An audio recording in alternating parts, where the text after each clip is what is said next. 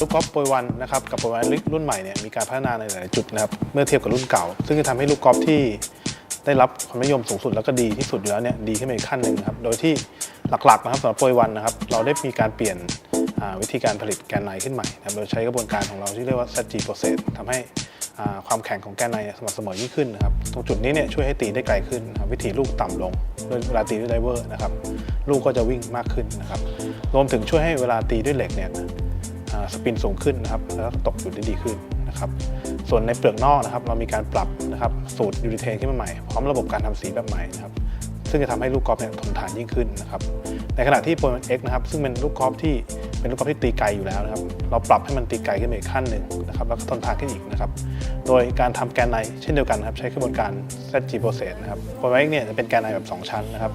เราทำแกนชั้นในสุดให้นิ่มขึ้นนะครับแต่แกนชั้นนอกก็แข็งเหมือนเดิมนะครับตรงจุดนี้ช่วยให้ลูกกอล์ฟเนี่ยมีการถ่ายเทพลังงานที่ดีขึ้นแล้วก็ไกลขึ้นอีกนะครับรวมถึงความทนทานนะครับ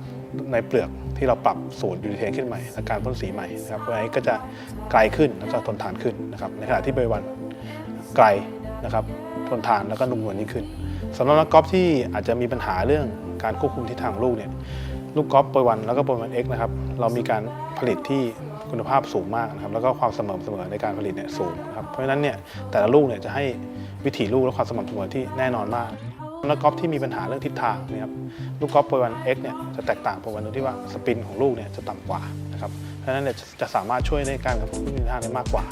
นะครับแต่ถ้านักกอล์ฟต้องการความรู้สึกที่ดีขึ้นหรือการแต่งช็อตที่มากขึ้นก็สามารถเลือกโปรวันในการใช้งานได้ครับลูกกอล์ฟไทยลิสเนี่ยจริงแล้วอยู่ในตลาดมานานกว่า75 ปีนะครับลูกกอล์ฟอันดับหนึ่ของเราเนี่ยแตกต่างจากลูกกอล์ฟแบรนด์อื่นนะครับตรงที่ว่าเราพยายามรักษาความสม่ำเสมอคุณภาพและประสิทธิภาพให้ได้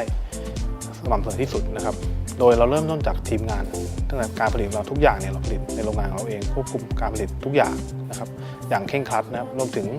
การตรวจสอบคุณภาพในทุกขั้นตอนนะครับนักกอล์ฟในทัวร์ใช้เนี่ยเริ่มจากสมัยก่อนถึงปัจจุบันเนี่ยเราครองอันดับหนึ่งอย่างยาวนานนะครับจนถึงปัจจุบันนี้เนี่ยถ้าทุกคนนะครับไปเห็นในทัวร์แข่งขันไม่ว่าจะเป็นทัวร์ระดับเล็กๆนะครับจนถึง PGA ทัวร์นะครับนักกอล์ฟส่วนใหญ่ที่ลงแข่งขันเนี่ย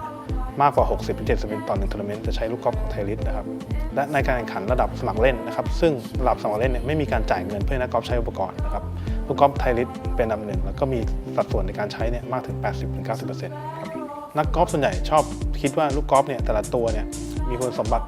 อย่างใดอย่างหนึ่งเช่นลูกกอล์ฟตัวนี้สำหรับตีไกลลูกกอล์ฟตัวนี้สปินดีนะครับแต่จริงแล้วโปรวันโปร X ที่ได้รับความนิยมอย่างมากเนี่ยเพราะว่ามันมีทุกอย่างนะครับทั้ง2รุ่นเนี่ย